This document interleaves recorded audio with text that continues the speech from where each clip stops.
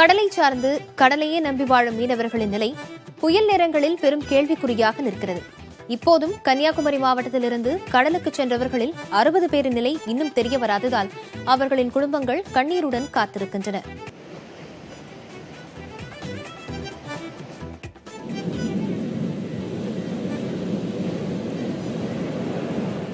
எங்கள் அப்பாவை காப்பாற்றி கொண்டு நீங்க அதுதான் செய்யணும், வேற ஒன்றும் வேண்டாம். தயவுசெய்து சிறிது நேரத்துக்கு பிறகு தொடர்பு கொள்ளவும்.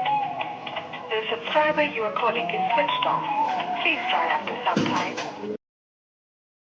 இதோ அப்பாவை தொடர்பு கொள்ள முயன்று முடியாமல் தவித்து நிற்கும் கெனின் போல 60 மீனவர்களின் குடும்பங்களும் கடலுக்கு போன தனது சொந்தத்தின் குரலுக்காக காத்திருக்கின்றன.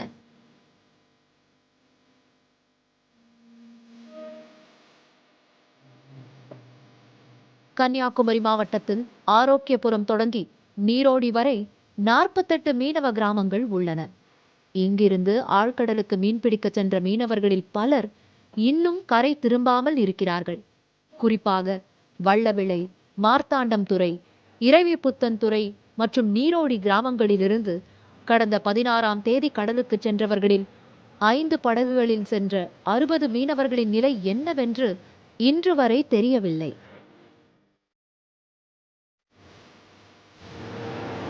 போட்டு தொழிலுக்கு போன ஆளுங்க அலறி கேட்காங்க. நாங்கள் அவங்களுக்கு என்ன பதில் சொல்லி, அவங்களுக்கு நாங்கள் பதில் சொல்லி, அவங்க எல்லாம் இங்கே வந்துட்டே போகிறாங்க. அவங்களும் எப்போ வருவாங்க ஃபோன் பண்ணி கூப்பிட்டாங்க இல்லை வருவாங்க இல்லைன்னா அவங்களுக்கு நாங்கள் சமாதானம் சொல்லிகிட்டே இருக்கோம். அப்போ எப்படியாவது இந்த அரசாங்கம் எங்களுக்கு அவங்களுக்கு இது கொடுத்து அவங்கள கரையை கொண்டு திரும்பி தருதைக்குள்ள இதை இந்த அரசாங்கம் எங்களுக்கு செய்ய. மக்கள் எங்கள் அப்பா எப்போ வரும் எங்கள் அப்பா தருங்கன்னு கேட்டால் என்ன செய்ய முடியும்?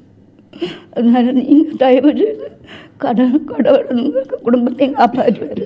எங்கள் குழந்தையோட கரைச்சாக்க ஒரு உதவி செய்யுங்க, ஒரு போன் உதவி செய்யுங்க. எங்கள் குழந்தை இவரை போல கணவரையும் மகனையும் தந்தையையும் எதிர்நோக்கி குடும்பத்தினர் துயரம் கவ்விய மனதுடன் இருக்கிறார்கள்.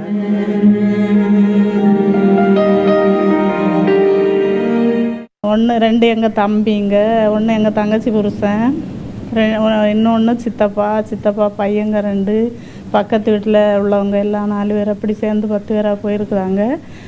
10 பேருக்கும் பதில் சொல்ல முடியுதில்லை எங்களால், எந்த பதிலும் இல்லாததுனால.